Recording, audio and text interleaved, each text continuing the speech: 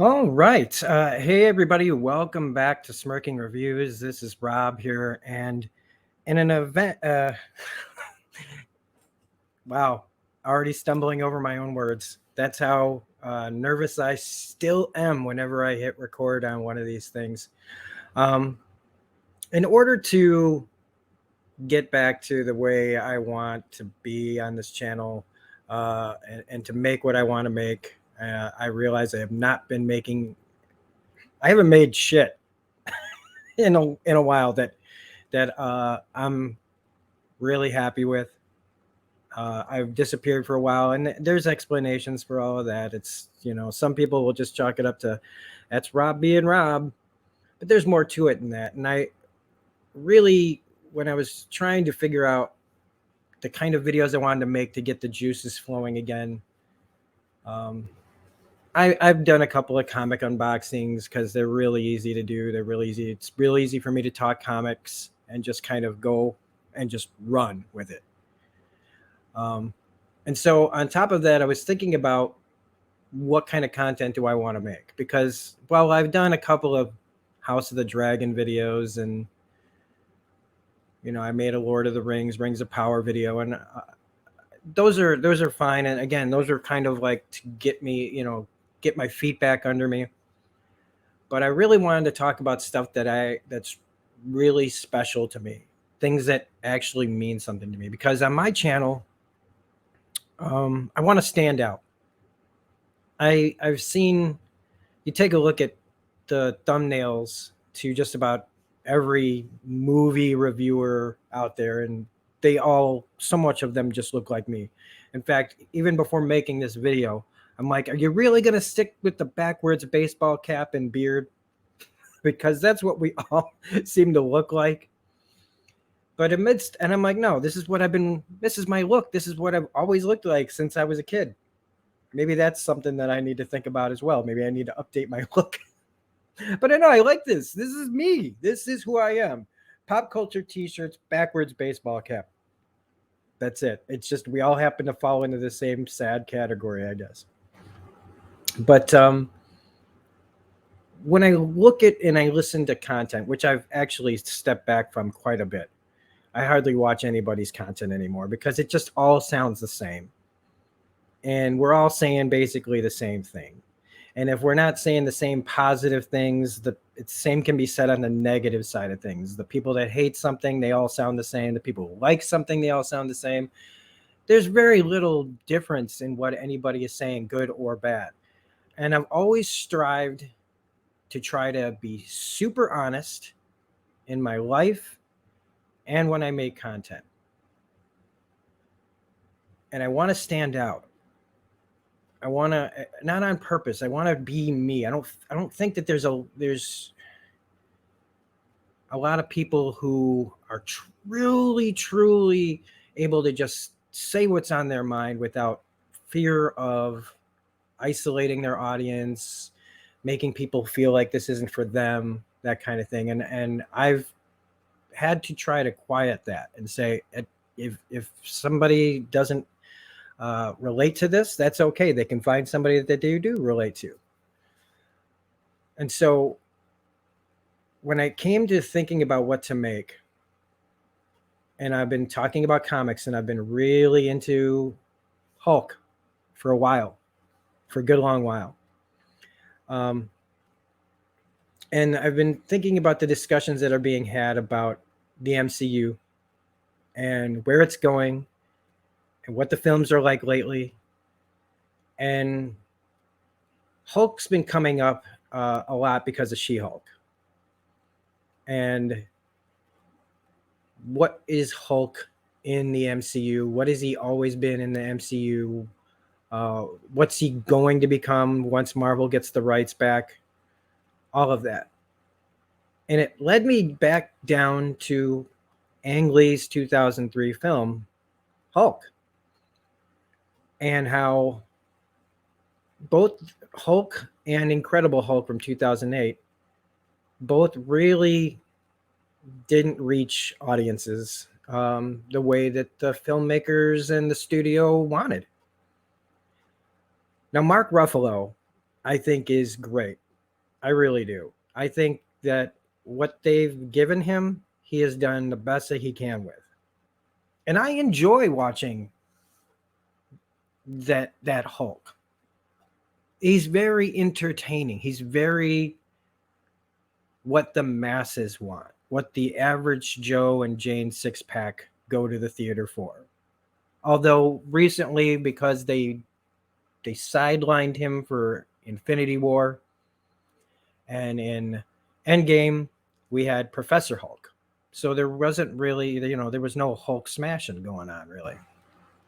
And where we're headed with Hulk in the future, again, once the Marvel gets the rights back to the character, I'm sure they're going to be doing some interesting things, but are they going to be really are they true are they going to be true to the character, or are they just going to try to be as entertaining as possible, which means making it palatable for general audiences, which means lots of smashing. I think is where we're headed. I think Professor Hulk's days are numbered, whether you like that or not.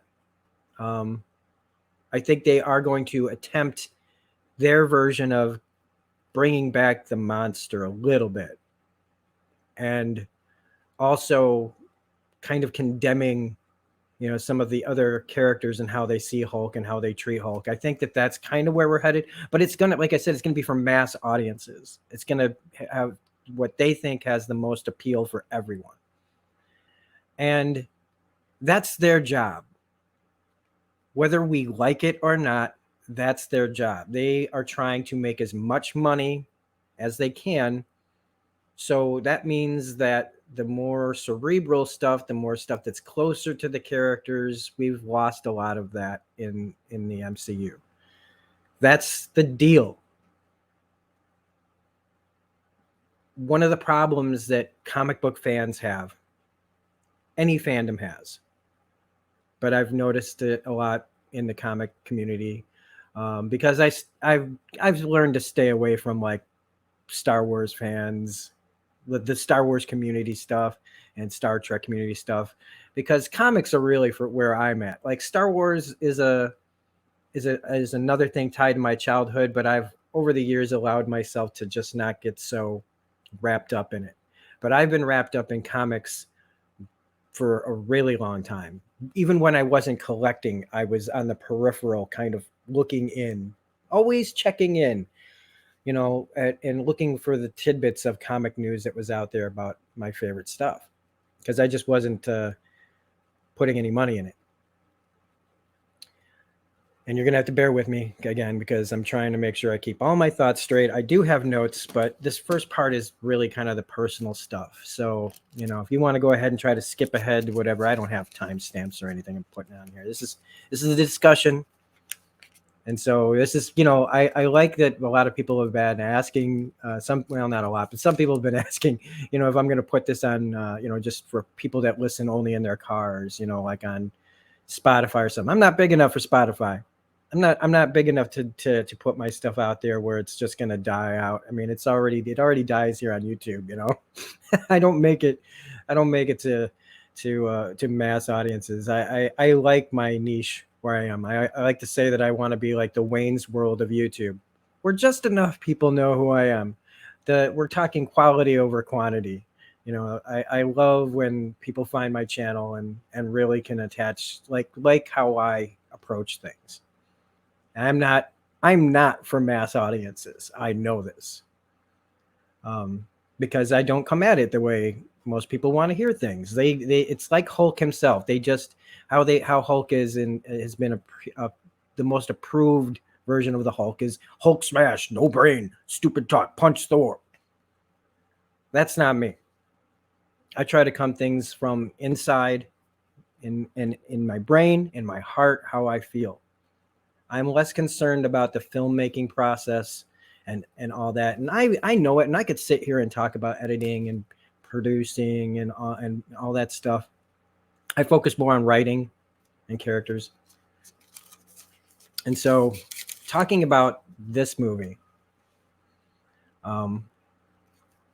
in order to do that, of course, it's me. So the storyteller in me is going to come out. So for me, I have to talk about like how I got into the Hulk and why I missed this. Like when it came to this movie, why me and most people have really overlooked and messed up in the way that, it's not like globally important. These are frivolous entertainment. When I look at the different movies, this is the one that I'm most like I've had the most improved thought process on. And again, in order for me to talk about this, I have to talk about my comic book past, which was I wasn't into the Hulk when I was a kid. As much. When I came into comics, it was right around the time of Professor Hulk. It was right around the time. I was just after McFarlane. It was when Peter David and David Keown was drawing it, and I liked the art. And I didn't really care about the story. I just Banner and Hulk become one, and I enjoyed Professor Hulk. I enjoyed the art mostly, though. I hadn't, as much as I was a little writer at the time, like for a little while when I was a kid, I would write stories and things, but they weren't very good. But when it came to comics, it was all about the art mostly. It's just so weird when I think about it. Like I was really into writing, but I wasn't paying attention to what the writing and what I was reading. So for the good longest time, for me, comics were mostly about art. And so I was reading, Spider-Man, Batman, X-Men, Punisher. And while I was enjoying the stories on a base level, it was mostly a distraction from my horrible, horrible childhood. Comic books were an escape from my absolute horrible childhood. And if you've ever watched any of my videos about my childhood, go ahead and go and do a deep dive, because there's some videos out there that get really personal. And like those videos, this one's personal too. So I just liked Hulk on the base level. I thought about Hulk the way most people think about Hulk. Big green rage monster punching things. It wasn't until I got older and I was already out of comics for a few years when this movie came out. I stopped collecting around 96, 97. So when the big comic book movies started coming out with like Blade, Spider-Man 1, X-Men, they were awesome. They were awesome to me. Like I was like, this is what I've been waiting for. I might not be collecting comics, but we've been waiting for these movies, us comic fans, forever. And while there were some early stuff, the Spider-Man TV show, the Incredible Hulk TV show, the Captain America movie, there was an early Punisher with Dolph Lundgren, there were attempts at things. Nothing really felt like they really were hitting the comic books right. The technology wasn't there. People still, nerd culture hadn't become what it's become now. Even when Spider-Man and X-Men came out, nerds were still the nerd takeover hadn't happened. And the nerd takeover is a topic that we kind of get around, because that's a topic for another video. But boy, oh boy, has nerd culture become what it hated. I feel like nerd culture has become the bullies now. We were the ones being bullied. To put it simply, yeah, we were the ones being bullied, and now we've become the bullies. When I say we, I mean the royal we. I don't mean all of us. But in order to talk about that, you got to put everybody out there, right? You got to kind of put it in as a whole. How people look at it now, we become bullies. There's a huge bullying section of the fandoms that are just it's sickening. But around the time when I was like in my early to mid 20s, I started really thinking internally about and thinking more about writing.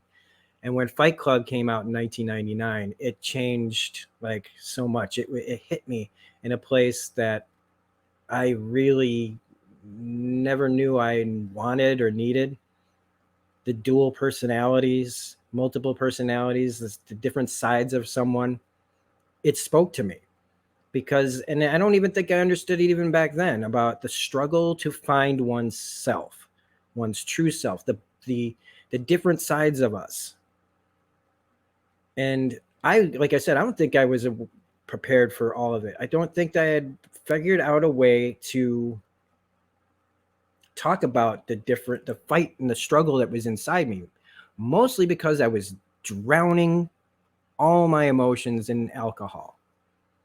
I was numbing everything down, and I hid there for a long time. In the past 5 years of sobriety have really opened my mind up, and I have really been discovering myself and figuring out how to speak about all the different sides of my personality as I search and figure out ways to vocalize it and not just internalize it. And back when in 2003, when Hulk came out, I wanted basically what everybody else wanted: Hulk smash, break things, blah, blah, blah. And so I was as disappointed as everybody else. There were moments in there where I was like, that's right. All right. That's cool. But I wasn't appreciating how cerebral it was. And I hadn't read old Hulk books ever. I thought again that it was, and the reason that was because I thought that they were without ever reading, with prejudging the Hulk books, I thought that they were all only about some green guy jumping around, punching things. And so when I got sober and I started recollecting comics as kind of a thing to put my back up against, something to focus on, a new addiction, really, I started devouring Hulk. Once I picked up some Hulk books, I started to see what Hulk was actually about. And I have like some really, like this is my oldest, oldest Hulk book I got. This is Hulk number 109. I run the gamut of Hulk books now. That I've just been loving every minute of. And we're going to get into more, but I'm going to show off some of these comics real quick. Like, if you want Hulk versus Thor, this is Hulk 255, classic Hulk Thor battle.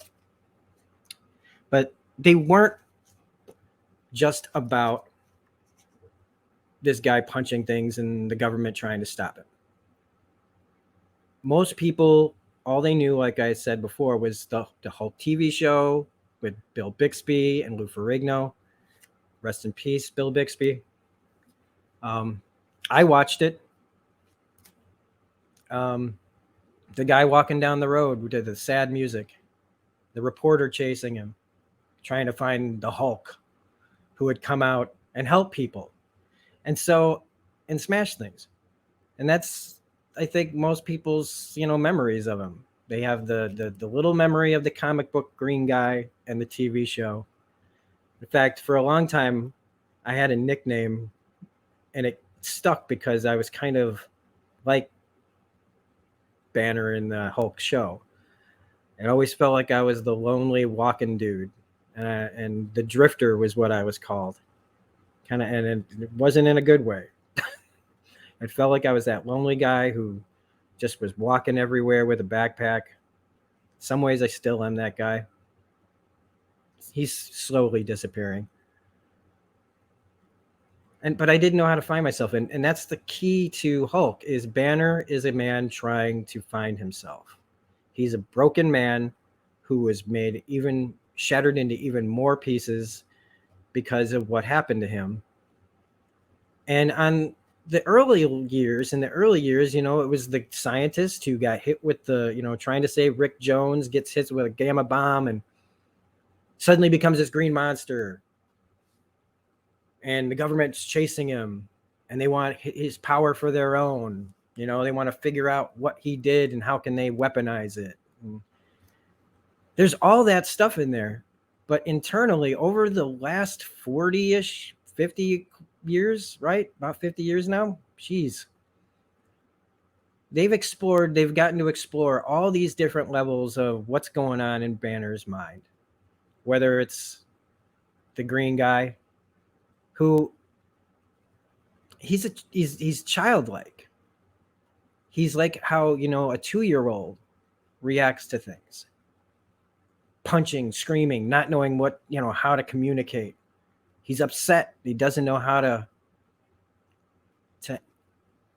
calm down. It's all rage, it's all emotion. To Mr. Fix-It, the Gray Hulk, you know, Joe Fix-It, who's they called Smart Hulk at the time, you know, the one who was in the crime world, and then combining personalities to make Professor Hulk, which was Banner and the Hulk as one. You know, it was all Banner, actually. You know, he figured out how to close it all off for a long while. And so all the smarts and the strength were there, but no, you know, uncontrollable rage. And he's gone through so many different iterations, like the most recently before Donny Cates took over. You know, we had Immortal Hulk, and Al Ewing really went back to kind of basics with the body horror and the past of Brian Banner, his father, and all this crazy dark stuff. There's over the last 50 years, there's been so many interesting Hulk stories.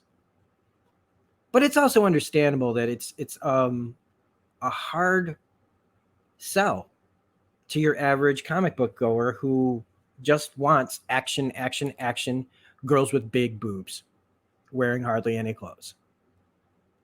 And that might be overstating it. It might be an oversimplification, but some of these people, that's basically where their head is. And it's never changed. You can tell by the way that they scream about it online that they really just want that. You know, they say that they want this, that, and the other, but really it's pretty simple. They want punch, big boobs, men are in charge and strong and blah, blah, blah. And we're outcasts because we like comics and blah, blah, blah. So in the end, like, this is the 2003 Ang Lee film was exploring the earliest stuff that you know, even back then in the 60s and stuff, that they were just really starting to tap into. And so they covered like the gamut of things from not just one section of time.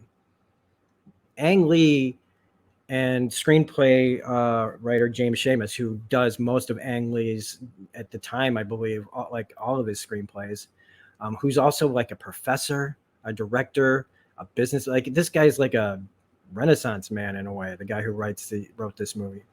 And they really approached it with that look of, this is about a man who's trying to find himself, but it's also so much more than that. This is about obsession.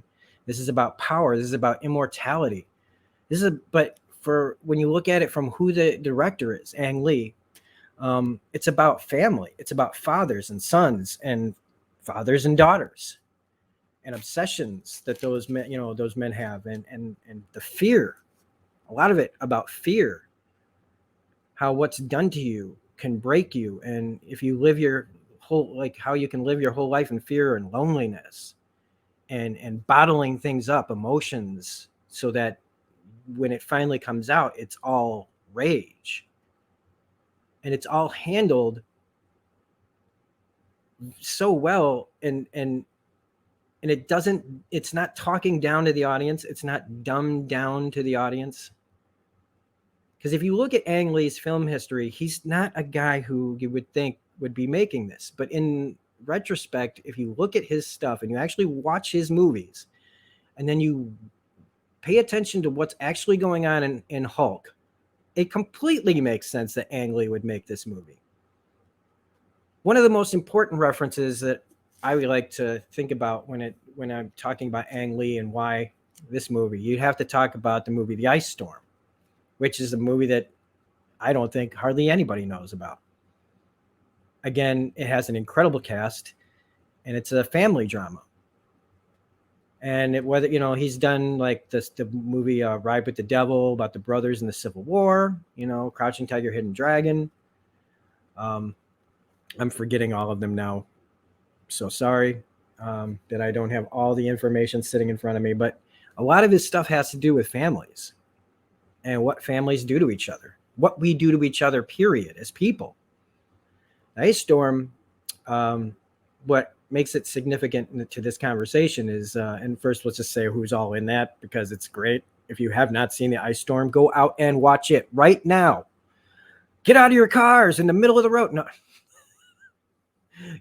Find somewhere safe, find a day off, find a nice little chunk of time to find the Ice Storm and rent it, or wherever you can find it. It's hard to find, I think you can rent it maybe on Prime, maybe. I don't think it's really streaming anywhere. But it's Kevin Kline, Sigourney Weaver, Joan Allen, Christina Ricci, Elijah Wood, Tobey Maguire, Katie Holmes, and I believe David Krumholtz, I want to say. And throughout this movie, Tobey Maguire, his character, is talking about his family. But he also spends a lot of time talking about the Fantastic Four and how they function as superheroes and a family. And that family aspect is very important. But the way that he talks about the Fantastic Four, it shows this really deep love for comics. And this is, from the screenplay by James Schamus, right? So James Schamus, he clearly, I don't know how close the collaboration is between the two. I probably think it would have to be pretty close for them to be working this many times together. But I was always really impressed with that they somehow were able to weave in comic book lore into this serious family drama from the 70s. That is, again, fantastic. Is one of the most underappreciated movies of the last 30 years, easy. And so after all these years looking at that and thinking about that and where Ang Lee came from for this movie, it just makes perfect sense. Because, and it should also be mentioned that Kevin Feige's name is on this movie. 2003, right there next to Stan Lee's name is Kevin Feige. And when I saw that, because I hadn't seen this movie, I just watched it for the first time in easily over 10 years. Because I was afraid of it. And not like afraid, but like I still had that old memory from when I first watched this movie that it just didn't really do it for me. I didn't understand it. But the more I thought about it, the more I went, wait a minute. And I was remembering scenes. And then I looked it up on YouTube. And this is where I did a little YouTube deep dive into this movie. And I found out I'm not alone in wondering about this movie. I wasn't alone in researching this movie. I wasn't alone in the curiosity of Ang Lee's Hulk. And I watched a little bit of their stuff, and it really made me go, I need to talk about this. But not in the way that they were talking about it, which is not a diss to them. The people that I looked up, they were talking more about it along the lines of filmmaking and how it holds up, and the CGI is actually better in some ways than the 2008 film, and blah, blah, blah. I knew that I was going to talk about it like this long form, sit in your car and listen to some asshole Gen Xer talk about his life and comic books and Hulk and be all personal and touchy-feely about it. But that's what I really feel like this movie is. It's a very touchy-feely film. And that's what people couldn't handle, is that this is an honest look at what the Hulk is really about. It's not about smashing things. And even though, and I want to make sure that, after 30 minutes into this video, some people have already made up their minds that I'm talking down to them or something or whatever. And here's another guy who, thinks he's smarter than everybody else or whatever. And I'm not. I'm just smart about a bunch of little, I know a little about a lot of stuff when it comes to this kind of stuff, and thinking logically about life, the world, and everything. But I'm not going to sit here and pretend I have all the answers. I don't know shit. I still don't know shit. I'm still figuring things out, and that's what part of the purpose is, to talk and try to work through things and help myself figure things out by talking and reaching out, you know. And so this movie, you know, and I'm going all over the place, folks, so sorry, because I still haven't even really gotten into the book. That's how much I wanted to talk about all the other things peripheral to the actual movie. And so when you watch this movie, it goes into it first off, it's like one of the easily, I'm trying to think of like best origin stories, because look, Bruce Wayne's origin story is simple. It's really simple. I know that they've dove into the interworkings of his family a lot more in the last 15, 20 years with his father and what he was really like, and them rewriting some of that to fit more a modern times of like where Thomas Wayne wasn't exactly the pinnacle of, you know, goodness and rightness that, you know, it was always believed in the long, you know, in the past. And in fact, they really didn't spend that much time with his origin, you know, with Thomas Wayne and his wife, other than they loved their son and they were rich and he was a doctor and he, you know, he helped people, but he also was complicated. But they didn't really get into that. It was really, at the time, it was all pretty simple. Rich boy's parents get murdered in front of him. Rich boy goes crazy. Rich boy learns how to beat the shit out of people, makes a symbol out of it, and becomes this one-man army that, in the end, creates as much evil probably as as he does to stop it. And he's a psychopath. But he's a psychopath that we love to read about. And because he's so dark and messed up. Or Spider-Man. Pretty simple stuff, you know, even though it's more complicated, I think, than Bruce Wayne's stuff. Like Superman's is more complicated than Batman's, you know. Planet, everybody on his planet decides, you know, we don't know what we're talking about. Only one guy on the planet knows that everything's about to end, and they develop a plan to get their son out of there, and he comes here and he becomes Superman, and Clark Kent is, I loved when Quentin Tarantino described his origin of like he's always Superman, but he becomes Clark Kent, and that's how Superman sees us, as weak. And I thought that was brilliant. Or, you know, like with Peter Parker, he's a student, he's smart, he gets bit by a radioactive spider, gets all the powers of a spider, and then fumbling through his origins, he allows the man who ends up killing his uncle to get away. And, you know, the whole, with great power comes great responsibility. And Peter's greatest enemy is himself. He's agonizing over all the choices and wanting to save everybody and all that. And you get like Captain America, you know, Steve Rogers, the small, weak kid who has the heart of steel and just wants to help his country back in World War II, and becomes part of the experiment, gets into the super soldier program, and it never changes the heart of the man. He just now has the strength to do the things that he's always wanted to do, which was help people. And then you get to Bruce Banner and the Hulk. And this is where shit gets wild and why it gets complicated and too much for some people. You know, a lot of the books from that era that, you know, and characters that came out have lots and lots of really dense stuff to them, like even like Doctor Strange and stuff like that. There's so much going on. The Hulk's special because while it is on the outside, guy gets blown up, you know, at the time that this came out, Cold War, Atomic Age, all this stuff comes out. But then the creators, you know, they figure out, you know, and I would love to see what these guys would think of all the lore that's come out of the Hulk and all these years later, you know, where everybody has decided to take it, you know, from that original idea. But in that original idea, you know, it's a man who had a really smart, brilliant, and insane father.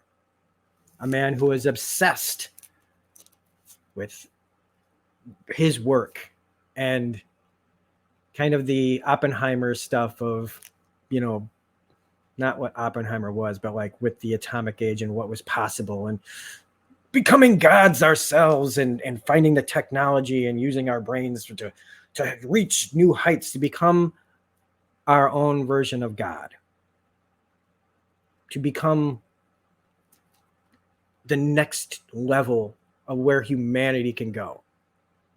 But that most humans could never reach that, you know, that part, and that there's these few brilliant men who go too far with their obsessions and become villains, become these genius minds who end up destroying themselves and everyone around them.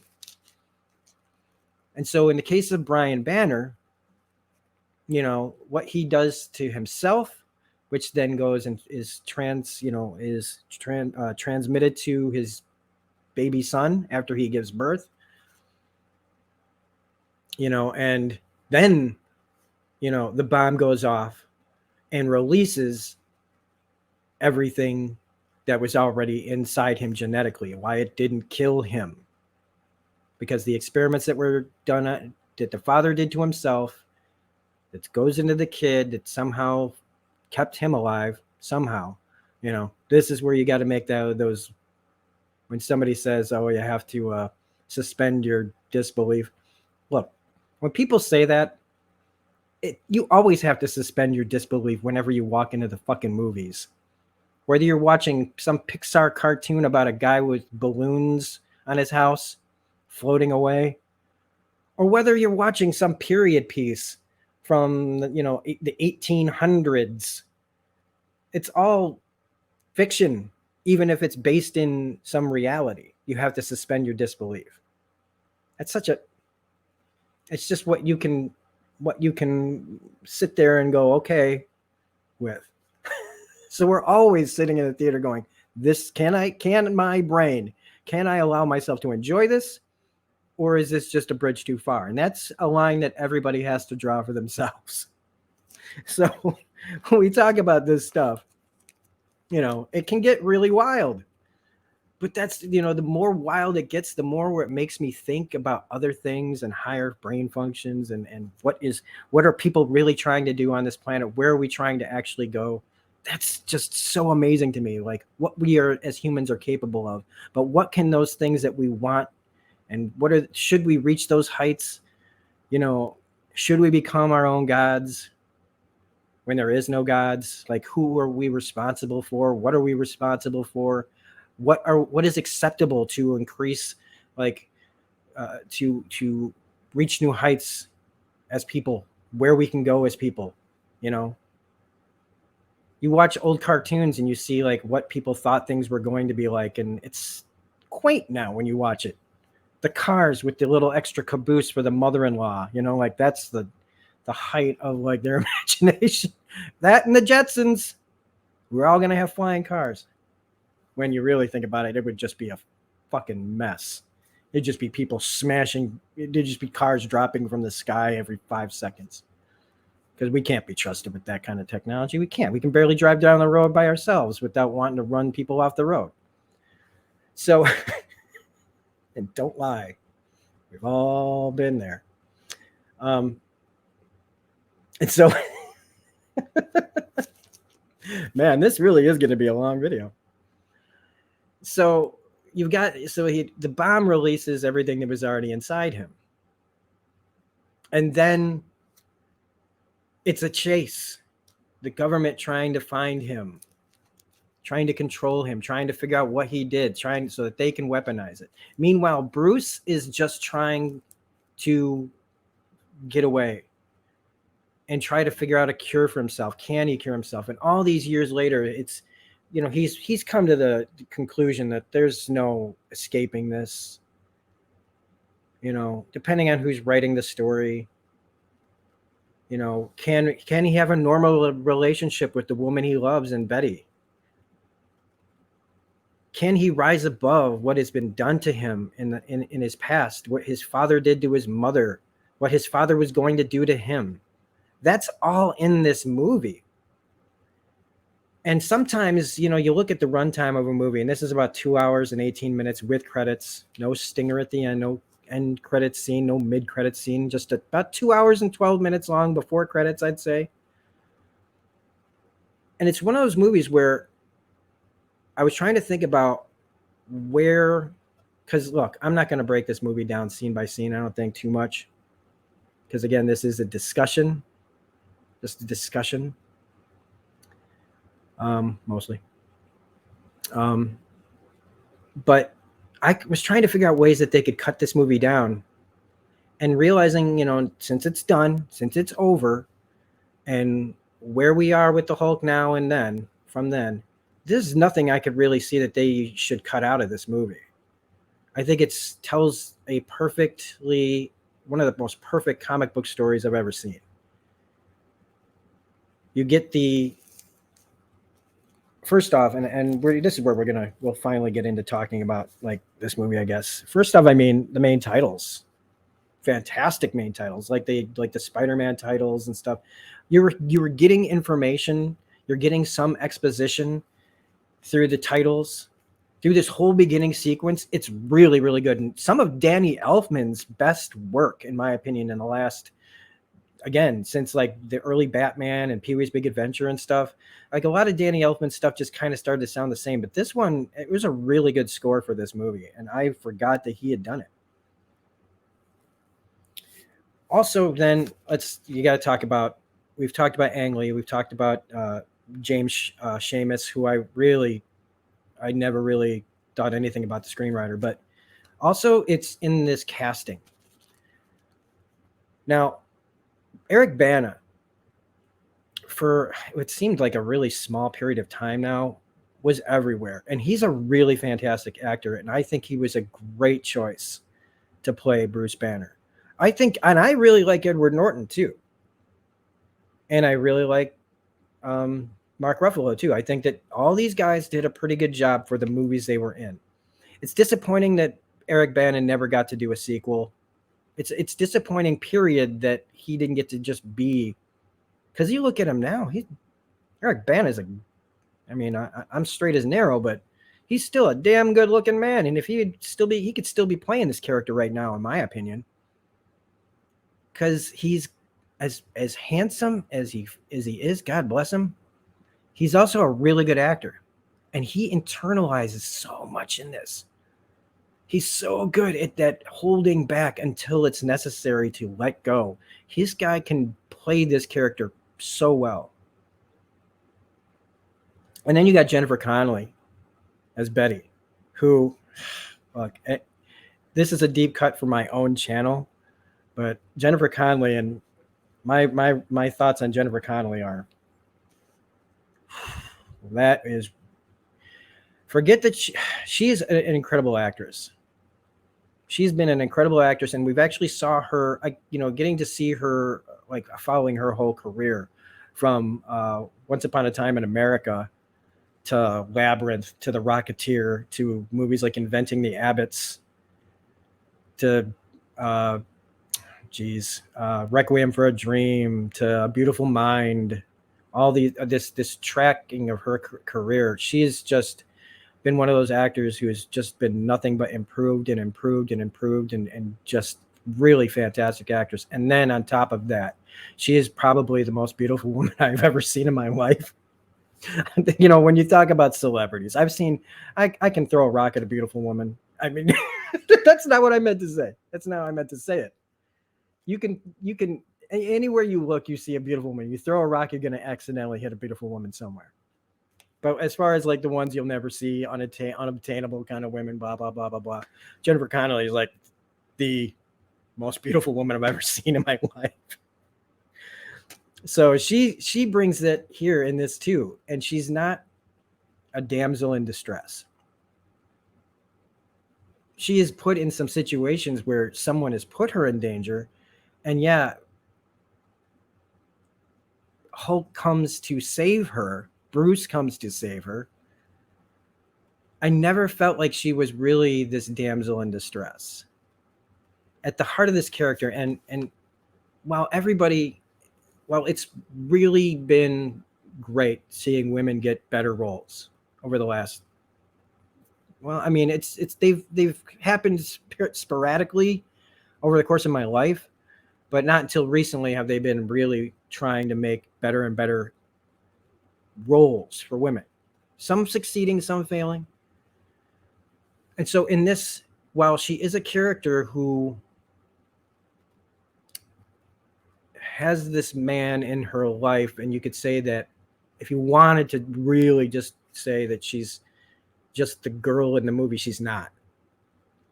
And it's also okay for a character, whether it's a man or a woman, to care about someone else, so that, because this movie's not about Betty, it's about Bruce. But it also, peripherally, you have to have strong characters to support that main character played, that's Bruce Banner. And so she, without being the main character, is equally as important, because the role that she has in it, how it affects him is important. She's a woman who is in love with this brilliant man, but because of everything he can't express, because he's bottled everything up, and he's got everything on the outside, everything external, right? He's a good-looking guy, so it's easy to get a good-looking woman, but he's also smart, and she's smart, but the only thing they have in common is their smarts. Doesn't matter that they look like an attractive couple and that it all should make sense and it all should just work. But because he can't express himself, because of what's happened in his whole life and everything that he's repressing is inside, they fail as a couple. It's great to see a relationship, without pounding it into our heads, that they break up because he can't be reached. She can't reach him. She can't pull who he is out. And she also acknowledges that she's got this thing about emotionally distant men. But it's not like she doesn't hold that as like some kind of weakness. She still wants to work with him. They are still friends.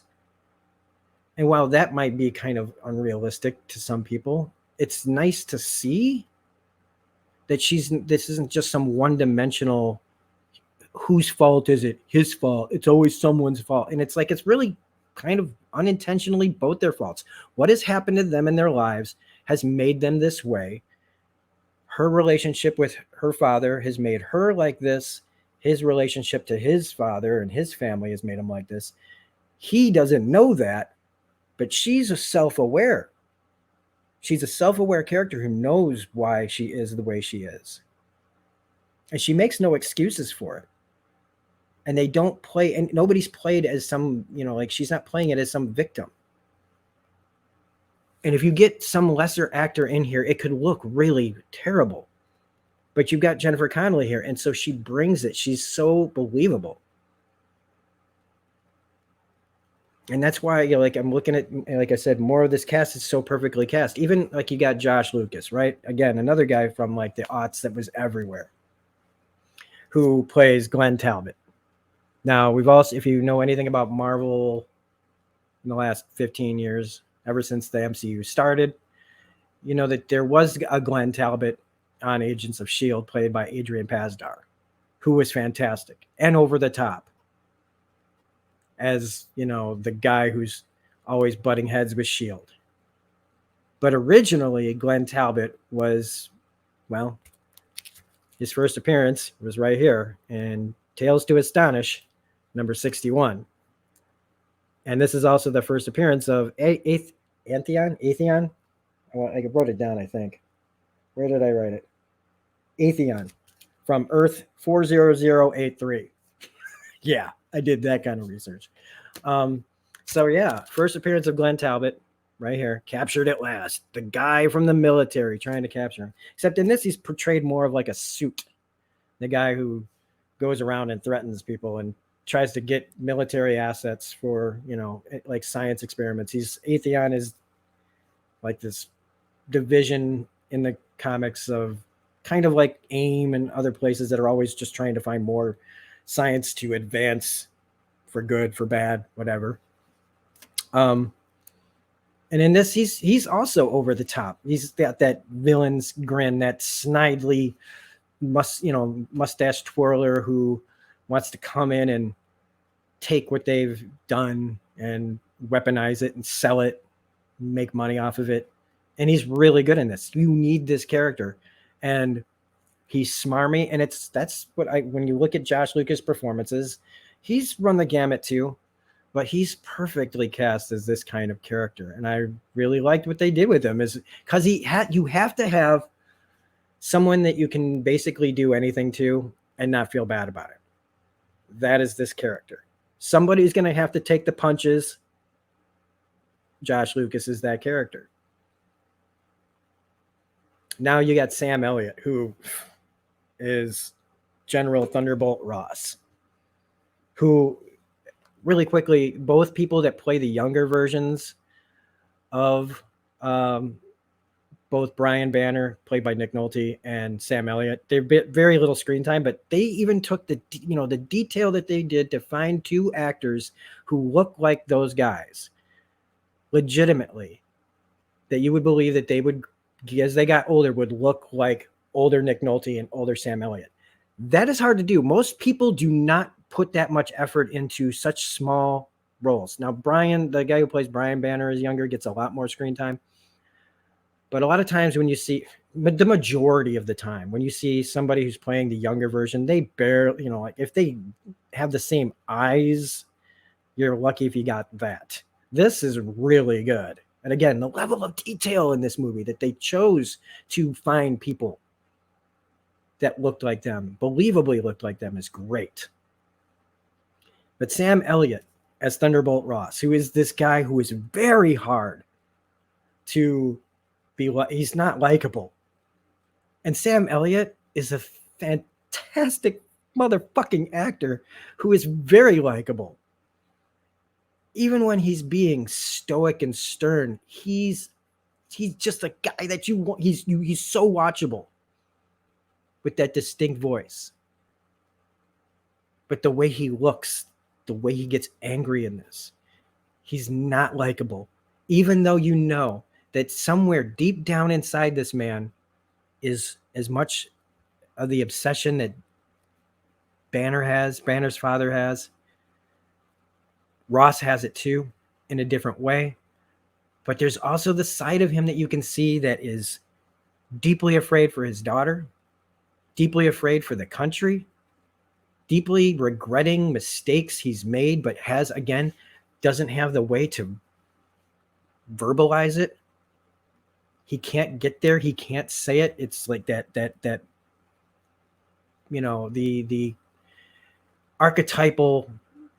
the archetype of a man from that time period, especially if you look at older movies, don't say much kind of guy. The man of few words, but when he does speak, it's boom and powerful and in your face, and it's all right here in Sam's performance. Of like, he wants to protect his daughter, he wants to protect everybody, and he even somewhere inside him feels, sad for Banner, sad for the whole situation. Yet because of his duty to the government and his own duty to his job as a government worker, as a military man, he can't, he's internalizing it all too. And so many of these performances, right? So many of these characters are all bottled up. Everybody is holding their emotions in until they can't but do anything but to let that out. Everybody has a scene like that in this movie, where eventually the crack is too big and they let themselves really express their frustration, their rage, their fears. And it's all captured here. And this is, before I go any further on that, here's like a classic Thunderbolt Ross moment from way back when, 291, Milgram on the cover. I know that my green screen's making it look a little weird, but that's okay. So now we get to Brian Banner. They call him David here, but it's Brian Banner, played by Nick Nolte. And as good as all the other casting is, Nick Nolte is absolutely perfect as Brian Banner. Because you just look at Nick Nolte, right? Forget 48 Hours, forget Prince of Tides. You look at Nick Nolte and you just see a man barely able to, he feels like he wants to explode whenever you look at him. And not just in the like the pictures where you've seen him disheveled, because he is disheveled as all fuck in this movie, right? He is the picture of genius, brilliance, and insanity. And somewhere at one point there was a decent man in there that got lost in his obsessions. And it's all played out perfectly by a man who looks like he's about to rage out at any moment and start screaming at you. He and if that's not perfect casting, I don't know what is. As the younger version, experiments on himself and then starts to see when he has a kid and that fear again, that he's passed it on to his son, and the ways that he tests his son to see if he's got it, and what he does when he realizes that he does have something that he's passed on, and how he decides to deal with that. And when the government steps in and they try to stop him, how does he deal with that? And his next move each keeps leading him down this road that when you watch it, you can feel in the character the desperation of like, at least for me, when I was watching it this time, I could just feel when somebody's being cornered and is desperate to keep going and desperate to keep that obsession going and to see how far it can go, no matter how far he can feel the wolves at the door coming for him, and how he decides to deal with that and how he tries to get rid of his own son. There's this fight in this man for sanity, for self, for the love of his family, but at the same time, how should I responsibly deal with what I've made? And how that drives him completely bonkers to where we find him in this movie, trying to get back into his son's life and get this power from him to become what is like regeneration equals immortality equals power. It's so well done and so well written for a comic book movie. There's lines in this, like even when like Betty says to Bruce, there's more to you than you like to show. I guess there couldn't be any less. Like he's that line of how she can't reach him. Like she knows that he's hiding something and there's so little of him there that there couldn't possibly be any less. It's such a great line of someone desperately trying to reach someone. But he says, like, there's a line that when he's like, because he's talking about his son, and he goes, because he is unique, the world cannot tolerate his existence. How many people out there that feel so alone? There's so many of us that feel so alone. We're in a room full of people and we're all alone. And we're, and those of us that feel unique, that no one understands us and that the world just does not put up with us. That is such a true thing to say. And this movie is filled with those kind of lines. So when you get to like Nick Nolte's performance in this and all the things that he says and how he says them, he's the perfect Marvel villain. He's one of the best Marvel villains they've ever had. So before we were talking about how Marvel has a problem with villains, when you look back to the early stuff, right? Where you got Ian McKellen's Magneto. You got Brian Cox's Stryker. You've got Doc Ock in Spider-Man 2. You got played by Alfred Molina, or Willem Dafoe's Green Goblin. Then you got Nick Nolte, that nobody talks about, as Brian Banner. You could say Sam Elliott's Thunderbolt Ross, who is not really a villain, but he comes off as one because you're rooting for Bruce. And this is before the MCU. And again, perfect casting. And all I keep thinking about in my head is, how did I wasn't ready for this. I wasn't in a place where I could appreciate this film until the last 10 years. And I didn't watch it when I should have been watching it. This should be something that I owned. I found the 4K Blu-ray for like $15. I'm buying that motherfucker. Because of the Hulk movies to watch, this is the one that I now know I will be coming back to the most. Because we're probably not going to get a better version of this in the MCU.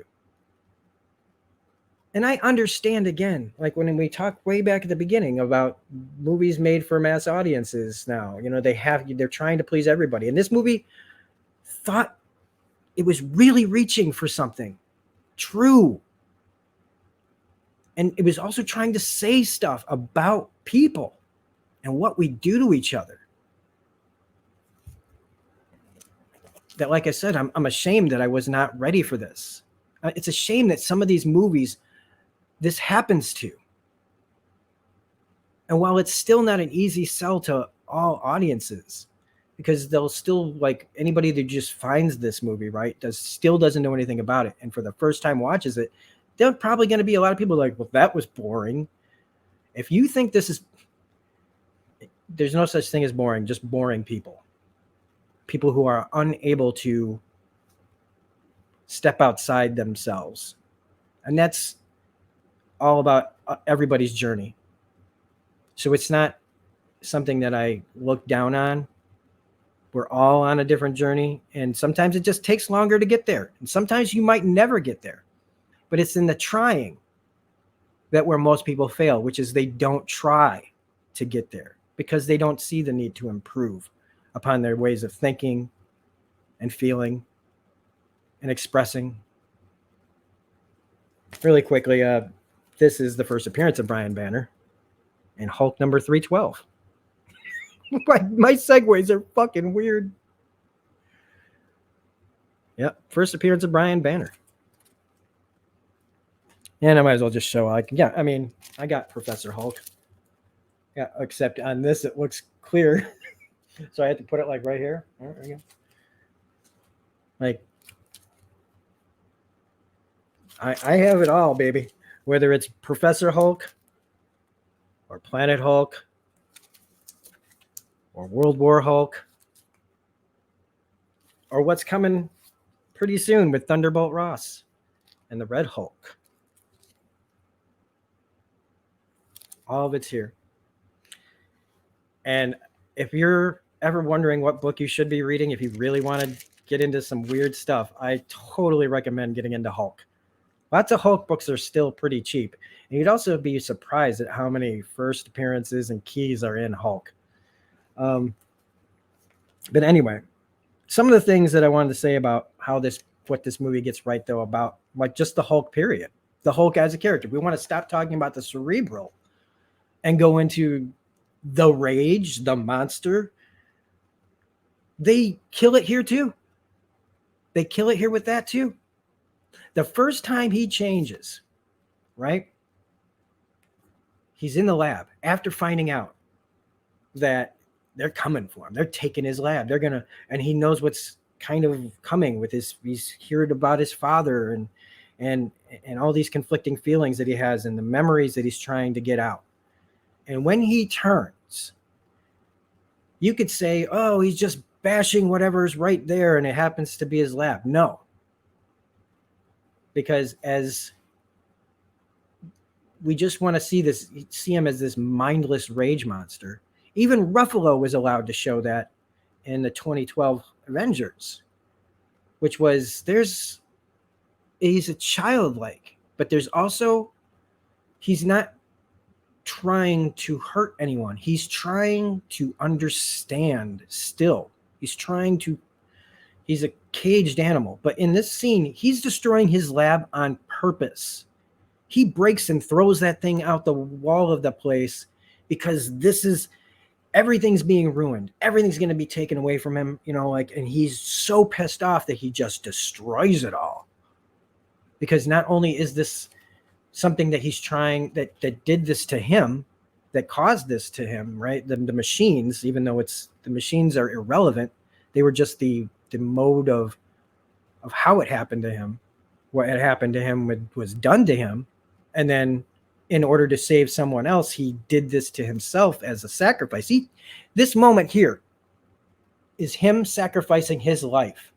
In this moment, he thinks he's going to die. This is heroism. Heroes die. We have this belief in our heads that heroes live. But when you talk about real heroes, they're the ones that are in the grave. The people who sacrifice for other people. And so he thinks this is it. And so when he destroys his lab, it's a controlled rage. And when he sees his father in this moment, he doesn't rage out. He sees this man and they look, and then the connection causes the memories to start to come out of what really happened when he was a kid. And then he jumps out and he flees. He's fleeing. He is not trying to cause chaos. It's just that wherever he lands, there's going to be destruction because he's so big. He doesn't mean to hurt or destroy anything unless somebody is coming for him, feels like a caged animal, a cornered animal. And when you see him get hurt, all right, when he changes the second time, right, and Josh Lucas has come to his house and he's pushing him around and bullying him around, talking about going around him and everything, and you get the classic, "You're making me angry," and he throws this guy around, which was great. When they shoot him and he starts to get bigger, that's another key part of all this. The angrier Hulk gets, the stronger he gets, the bigger he gets. And as ridiculous as some people found this, that's accurate. There are moments, and it's all over the comics. It's not every time, but like in this respect, when you see him increase in size as they're shooting him, that's Hulk. But again, it's almost like extra protection, like trying to pile on to not be hurt. And when he goes and flees after his dad, when he knows that something's going to happen to Betty after that Josh Lucas encounter, and she sees him, her reaction to seeing him. See, we're also used to the screaming and running and just what Hollywood always gives us of, ah! But when she gasps in fear of seeing something, when you see something, right? You're looking around, like let's say you're looking around your house in the dark and you hear a noise and your fear's up and your blood's going and you're like just almost out of your mind with terror, almost like irrationally out of like fear of the unknown. And say you see something and she gasps but she doesn't run or start screaming, because I think it's more realistic that when you are faced with something so unbelievable that the shock of it freezes you like a deer in the headlights, like literally, like how I think animals must feel when they're in the road, just walking across the road, and suddenly there's these bright lights coming at you and you're afraid. You're so afraid you can't even move because you don't even understand what it is that you're seeing. that you freeze. And she freezes, and then as she understands, because she's in the, at least in her case, she's in the right situation to understand this, is Bruce. And while she may still be afraid in the situation, she doesn't flee. And I just loved that reaction. And when he gets into the fights with the dogs that have been experimented on and sent to attack, such a great, cool fight. Pure Hulk bashing, ripping. When the dog bites into his shoulder and he goes boop, boop, boop, and he, like, again, to build up like protection, but not just that, but the cause and effect, breaks its jaw. It's amazing, and it makes me, like the sporadic action in this makes me appreciate those scenes more. When you get all these great scenes of people talking, and then mix it with these intense action sequences that are just so brutal, they feel more out of place than everything else in the movie sometimes. And I guess if you say that maybe that's a tonal problem, because, well, that's just the Hulk. That's what it is. It's always been this way.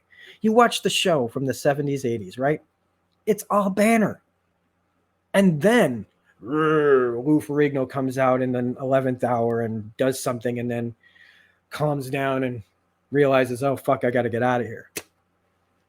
It's still following that same formula, but for some reason we weren't able to accept it, when there was really nothing wrong with it. It's just great storytelling.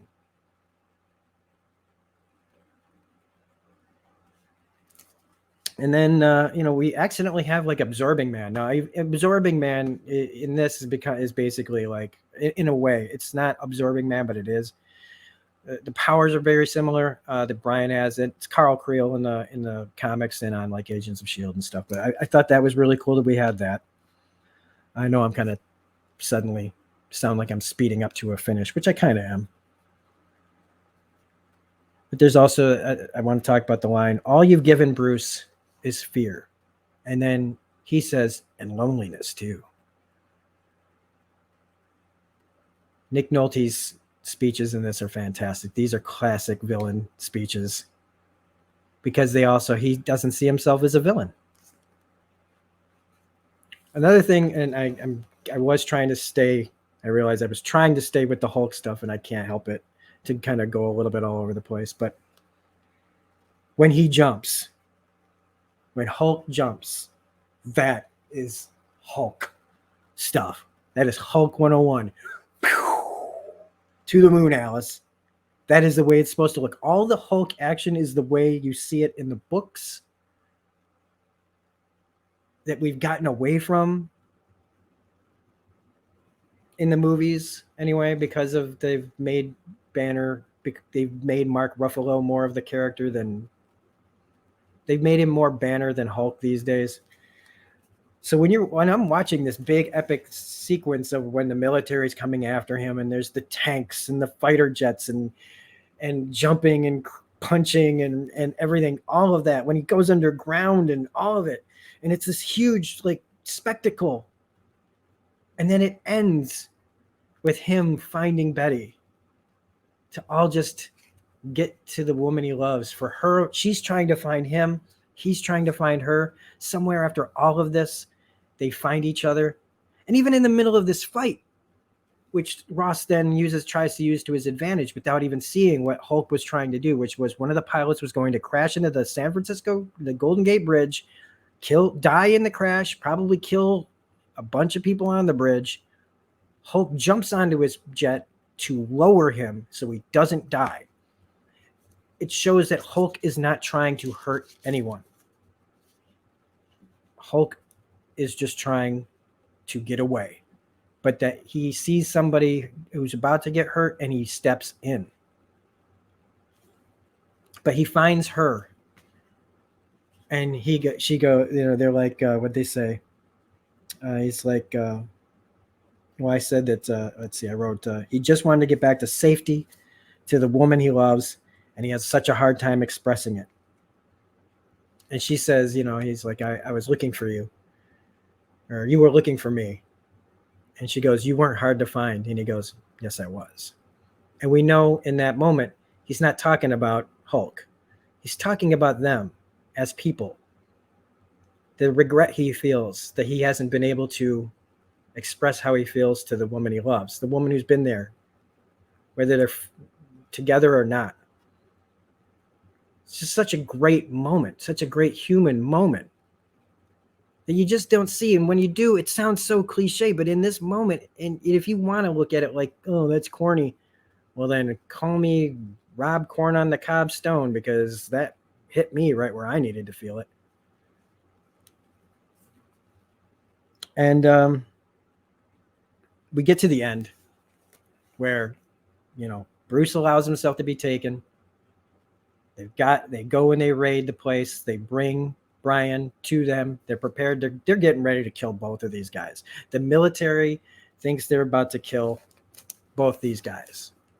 They're waiting for the right orders to just, as soon as one of them steps out of line, they're going to kill him. But what they really want is to take them both into custody and just dissect them until they can figure out how to take them apart enough to keep, to where they can make money off of it, make military applications out of it, more power, more control. And Nolte's speech here is pure supervillain perfection. This is comic book stuff straight up. This is a speech for the ages, man. This is straight out of a comic book of him talking about the power that his son has and the give it to me and I should have killed you and I should have killed you. And I'm not doing it justice because I can't do it word for word here. But every expression in it, and even when he sits there and he mocks him and he's like, to when he knows that it's about done, that he knows why they're both there. And he goes, you want to go? I'll go. And he just, does he say, you just watch me go. And the energy that Nolte brings to this whole moment, as over the top as you might want to call it, it's brilliant. And he just rips into the cord with his teeth and he bites down with all the freaking just obsessive insanity of this character, where he becomes this thing and he's sucking, because of the absorbing powers, he's absorbing the gamma from his son. He's in his way, he thinks he's, like insane way, like, I'm just going to take it all from you. I'm going to take it all from your son so you don't have to be this way. I want the power. Give it all to me. And in the end, Bruce realizes, he's like, his father tells him basically how to kill him, which is keep fighting, keep fighting me. It's making it easier, basically. The more angry you get, the more there is to give me. And in that moment, he realizes that this is how you win. You let go of all of it. You let go of that power. You let go of that rage, all that stuff. You give it to the man who gave it to you in the first place. And instead of becoming more powerful, it's too much for even Brian. And he's like, take it back at the last moment. He can't control it. He can't keep it. It's too much. Bruce is the only one who has whatever's special about him that makes him him. The sad story about that, right, is that he is uniquely capable of holding all of this in so that it doesn't hurt anyone else. But unfortunately, some of the results mean that he hurts other people sometimes. And then, you get the old typical, villain dies, blah, blah, blah. And that would be the only time where I ever think when I say blah, blah, blah through this whole thing, where it's like, that's pretty typical stuff. But everything right up to that, right at the end, too much power. He can't hold on to it. To release the anger, to let the fear go, give the thing that hurt you what it wants, and it causes its own destruction. And the end kind of comes pretty fast, and it actually lines up really well with the 2008 film. Sam Elliott's Thunderbolt Ross talking to Betty, played by Jennifer Connelly, if you ever knew where he was, would you tell me? She's like, no. But, you know, I don't want him to even come here because I may love him, but some things are, it's like what Ray Seahorn's Kim Wexler says at the end of Better Call Saul, near the end of Better Call Saul, when he's like, I love you. And she goes, yeah, but so what? Sometimes love doesn't conquer all. And that's true. And that's one of the reasons why this is just the movie one of the most perfect comic book movies. The one we've definitely all been wrong about. And when we see him in the jungle, that, like I said, it lines up with the start of the 2008 film when he's out there in the jungle trying to help people, trying to get away from people, trying to get far away from as many people as possible. But Bruce still can't help but be Bruce. He wants to help. He wants to use his brains to make people's lives better. And then reality sets in. That other people are always going to make that difficult. And it's just such a perfect, all encompassed. It's just near perfect to me as far as comic book goes. Like, sure, you could say all sorts of, you could probably come up with plenty of filmmaking things that you might not like about it. But even like the way that they film it with the comic book panels is, how comic booky movie is that? It gives you, to me, it just gives everybody, it gives comic book fans at least everything that they should want. And somehow, even us, I guess weren't ready for it. I'm sure that there are plenty of people, though, if you made it this far, right? Or you skipped ahead this far, and you hear this one thing, because I'm sure there were comic book fans out there that were just like, why did this fail? This is the Hulk. This is the perfect adaptation. This is the truest origin story for this character. And here we are like 20 years later almost. And now we're just finally starting to appreciate it. But at least it does feel like canon.